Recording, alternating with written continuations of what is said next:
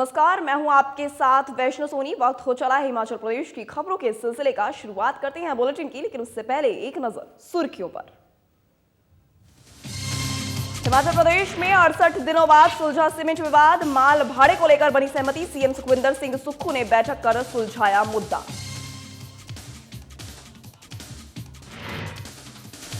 मंडी में surveillance and crime response centre का शुभारंभ। सीएम सुखविंदर सिंह सुक्खू ने किया शिलान्यास। 1.5 करोड़ की लागत से बना सेंटर।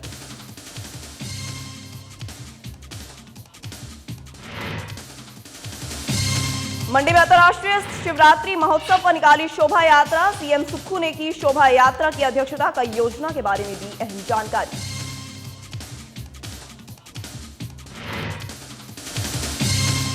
डेरा कांगड़ा में बीजेपी कार्य समिति की बैठक आयोजित। केंद्रीय मंत्री अनुराग ठाकरे ने की शिरकत। कांग्रेस पर जमकर बरसे केंद्रीय मंत्री अनुराग ठाकुर।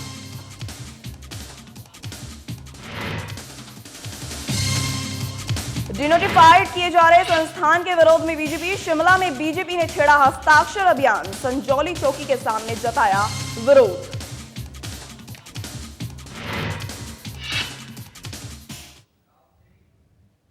वहीं शुरुआत करते हैं खबरों के सिलसिले की। हिमाचल प्रदेश में 68 दिनों बाद अडानी समूह और सीमेंट ट्रक ऑपरेटर यूनियन के बीच चल रहा विवाद सुलझ गया है।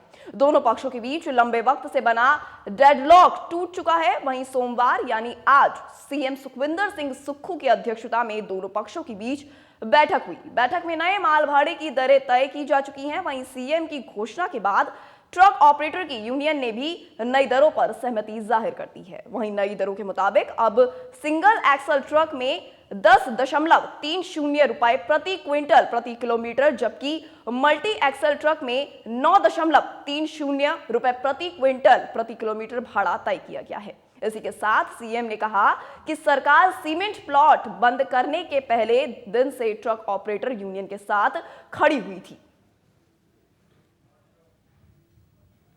हमारी ऑपरेटर्स की तरफ से तो कोई सहमति नहीं थी और आज भी सहमति, मैं इसको नहीं कहूँगा कि सहमति हमारी, लेकिन एक कॉम्प्रोमाइजिंग सिचुएशन में, क्योंकि ऑनरेबल चीफ मिनिस्टर ने ये फ्रेट अनाउंस किया है, इसलिए हमें इसको एक्सेप्ट करने के अलावा हमारे पास और कोई चारा नहीं है। क्योंकि नीचे जो पब्लिक है वो काफ़ी उसमें रिजेंटमेंट थी। हमने 10.70 से स्टार्ट किया था और आज 10.30 में हम पहुँचे हैं। तो ये कहीं ना कहीं एक थोड़ा सा ये कह सकते हैं हम कि सम्मानजनक है, लेकिन बहुत ज़्यादा होनी है। इसमें हम लूजर है। अभी भी लगभग हम साल का 6 से 7 लाख रुपए का रेवेन्यू का लॉस हमारा होगा, लेकिन in the interest of state, in the interest of general public, इसको सीएम साहब की अनाउंसमेंट है जिसको हमें ऑनर करना होगा। मैं ये मानता हूँ कि सरकार को तो जो नुकसान हो रहा था, सरकार तो नुकसान कर सकती थी, लेकिन इतना ज़्यादा नुकसान सरकार अगर सहन भी करना चाहती है, अगर हम जिद करते तो कोई बात नहीं थी।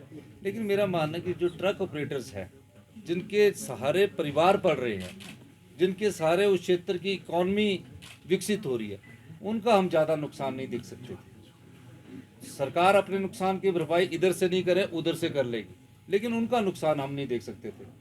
और कंपनी वाले भी अपनी जिद पर अड़े हुए थे, तो कंपनी वालों से भी हमने बातचीत करके, संवाद करके रास्ता सुलझाया। अब कंपनी ने भी कल से अपनी प्रोडक्शन शुरू कर देनी है और ट्रक ऑपरेटर्स ने भी अपनी प्रोडक्शन शुरू कर देनी है। लेकिन हमारी सरकार के लिए तो सिरदर्द इसलिए बना हुआ था कि कई जगह ट्रक ऑपरेटर्स के हमारे को फ़ोन सीधे आते थे कि इस विवाद का हल निकालिए, जो हमने आज निकाल दिया है और हमें बड़ी खुशी है। वहीं अगली खबर मंडी से है, जहां पुलिस लाइन में सीएम सुखविंदर सिंह सुक्खू ने surveillance and crime response centre का शुभारंभ किया। इस दौरान मीडिया से बातचीत करते हुए सीएम ने कहा कि इस हाईटेक सिस्टम के में शहर के सभी प्रवेश और निकास बिंदु की निगरानी के लिए 250 कैमरे लगाए गए हैं। शहर में चोरी के मामलों पर नजर रखने, संदिग्धों पर नजर रखकर अपराध पर नियंत्रण रखने में सहायता मिल सकती है। साथ ही उन्होंने ये भी कहा कि शिलान्यास से ज्यादा दिन राजनीति रहने वाली नहीं है। हम सत्ता में सत्ता के लिए नहीं, व्यवस्था में परिवर्तन के लिए आए हैं और इसी दृष्टिकोण से हमारी सरकार काम कर रही है और आगे भी काम करती रहेगी। बहुत मुबारकबाद देना चाहूँगा हमारे जो एसपी ऑफिस के अधिकारी है, एसपी है शालिनी अग्निहोत्री जी, इन सब ने एक हाईटेक यातायात सिस्टम को सुविधा प्रदान करने के लिए मंडी में इस सेंटर का आज मैंने उद्घाटन किया है। इसमें बड़े हाई एंड रेजोल्यूशंस कैमरा लगे हैं, ऑप्टिकल फाइबर पर ये नेटवर्क है। जो भी ट्रैफिक की समस्या है, बोटल नेक्स है, उसको सुचारू करने का मौका इस सेंटर के द्वारा मिलेगा। और जो भी उल्लंघन करता है ट्रैफिक नियमों की, उनके चालान करने का भी मौका इस सिस्टम में है। तो सभी मेरा मंडी वासियों से भी अनुरोध है कि हाई एंड रेजोल्यूशन कैमरा लगे हैं और हम सब लोगों को ट्रैफिक व्यवस्था को भी बनाए रखना है और दूसरी जो गतिविधियां हैं उस पर भी ये सिस्टम ध्यान रखेगा। वहीं अंतर्राष्ट्रीय शिवरात्रि महोत्सव की पारंपरिक शोभा यात्रा यानी कि जलेब की अध्यक्षता मुख्यमंत्री सुखविंदर सिंह सुक्खू की अगुवाई में राजमाधव राय मंदिर से पडल मैदान तक निकाली गई। जलेब में महिला और बाल विकास विभाग की ओर से रथ यात्रा भी निकाली गई, जिसमें बेटी बचाओ बेटी पढ़ाओ पोषण अभियान और प्रधानमंत्री मातृ वंदना योजना की जानकारी भी दी गई। इसके अंतर्गत पूर्व सैनिक लीग और पुलिस जवानों ने, होमगार्ड जवानों की टुकड़ियों ने भी जलेब की शोभा को और भी ज्यादा चौगुना दिया। वहीं सीएम ने पैदल चलकर लोगों का अभिनंदन किया। इसी के साथ सीएम ने शिवरात्रि का विधिवत शुभारंभ भी किया। जो सम्मान, जो प्यार मंडी की जनता ने आज इस महाशिवरात्रि के शुभ अवसर पर मुझे दिया, मैं हमेशा उसे याद रखूंगा। मैं कुछ बातें आपके साथ करना चाहता हूं। आप जानते हैं 11 दिसंबर 2022 को हिमाचल प्रदेश में परिवर्तन हुआ और उस परिवर्तन की लहर में कांग्रेस पार्टी सत्ता में आई और कांग्रेस पार्टी सत्ता में आने के बाद जब मुझे मुख्यमंत्री बनने का दायित्व मिला, मुख्यमंत्री बनने के बाद हमने दिन रात ये प्रयास किया है कि हम गांव के हर आदमी तक, समाज के अंतिम व्यक्ति तक पहुंचने की कैसे कोशिश की जाए। वहीं अगली खबर हिमाचल प्रदेश के जसवां प्रागरूप से। बता दें आपको, प्रागपुर के मोइन में भारतीय जनता पार्टी मंडल कार्य समिति की बैठक आयोजित की गई, जिसमें केंद्रीय सूचना और प्रसारण मंत्री अनुराग ठाकुर ने शिरकत की। इस मौके पर जसवां प्रागपुर के विधायक और पूर्व मंत्री विक्रम सिंह ठाकुर भी मौजूद रहे। वहीं मंत्री अनुराग ठाकुर ने कांग्रेस पर भी जमकर निशाना साधते हुए कहा कि उससे जनता से झूठ बोलकर हिमाचल प्रदेश विधानसभा चुनाव जीता है। उन्होंने आरोप लगाया कि चुनाव से पहले कांग्रेस ने राज्य की प्रत्येक महिला को 1500 रुपए देने का वादा किया था। महिलाओं के खाते में पैसे तो नहीं आए, बल्कि हिमाचल प्रदेश सरकार के खाते में 1500 करोड़ रुपए जरूर आ गई है। वहीं अनुराग ठाकुर ने कांग्रेस सरकार के खिलाफ 600 से अधिक संस्थानों को डिनोटिफाई करने के लिए भी हस्ताक्षर अभियान की शुरुआत भी की। इसी के साथ उन्होंने कहा कि जहां संस्थान बंद किए गए हैं, उन बूथों पर भी हस्ताक्षर अभियान चलाया जाएगा। 600 से ज्यादा संस्थानों का डी नोटिफाई करना, ये जन विरोधी कार्य सबसे पहला कांग्रेस की सरकार ने किया है।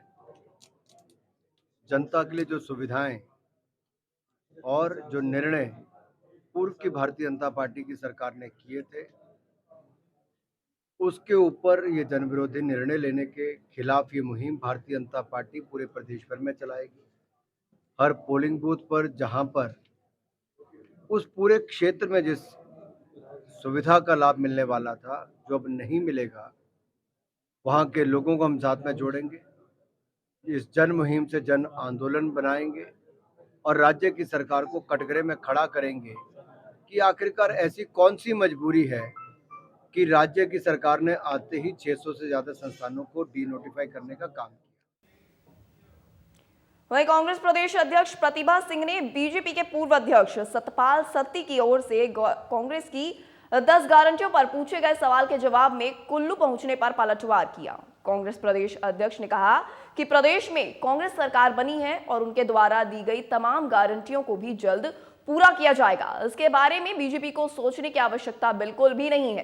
कांग्रेस प्रदेश अध्यक्ष प्रतिभा सिंह कुल्लू में आज दिशा कमेटी की बैठक में भाग लेने के लिए पहुंची हुई हैं। इससे पहले बीते शाम वो कुल्लू पहुंचने पर कांग्रेस कार्यकर्ताओं की ओर से उनका भव्य स्वागत भी किया गया था।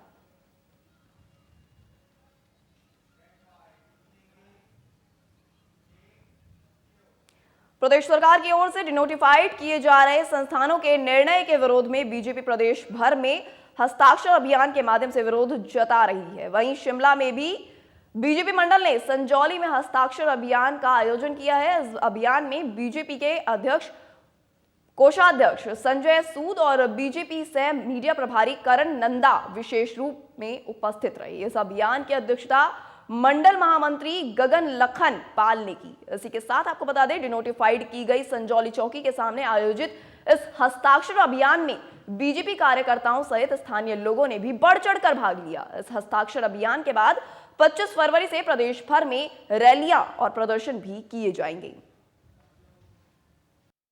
और अभी जहां पर हम ये हस्ताक्षर अभियान चला रहे हैं, बड़ी जद्दोजहद के बाद, परिश्रम के बाद, जनता की लंबित मांग के बाद तत्कालीन मुख्यमंत्री जयराम ठाकुर जी और तत्कालीन मंत्री सुरेश भारद्वाज जी के परिश्रमों के बाद ये चौकी जो संजौली में थी, इसको थाना बनाया गया था। पर इस चौकी को भी इन्होंने हटाकर फिर से चौकी बना दिया। तो आप देख सकते हैं किस प्रकार से जो है बदला बदली की भावना शिमला मंडल में भी आई है। वहीं हिमाचल प्रदेश की सबसे बड़ी प्राकृतिक झील श्री रेणुका जी अपने प्राकृतिक सौंदर्य के लिए जानी जाती है। ये स्थान न केवल धार्मिक पर्यटन बल्कि पर्यटकों के भी आकर्षण का केंद्र बना रहता है। वहीं झील के कुछ क्षेत्र विशेषकर उत्तर पूर्वी भाग में गंदगी भरने से काफी दलदल भी हो चुका है। इसी के साथ अतिरिक्त झील के पानी को भी स्वच्छ करने की मांग भी लगातार की जा रही है और कई दशकों से होती आ रही है। अब जिला प्रशासन सिरमौर ने इसके सौंदर्यीकरण और विकास को लेकर एक प्रोजेक्ट एशियन डेवलपमेंट बैंक के सहयोग से भेजा गया है, जिसमें झील के सौंदर्यीकरण के साथ साथ आसपास की प्राकृतिक संपदा को भी संरक्षित किया जाएगा। श्री रेणुका जी जो हमारा एक बड़ा ही धार्मिक पर्यटन स्थल यहाँ पे जिला सिरमौर में स्थित है, उसको डेवलप करने के लिए एक प्रॉपर प्लान बना के जो है वो हमारे वाइल्ड लाइफ जो डिपार्टमेंट है उसको हमने भेज दी गई है।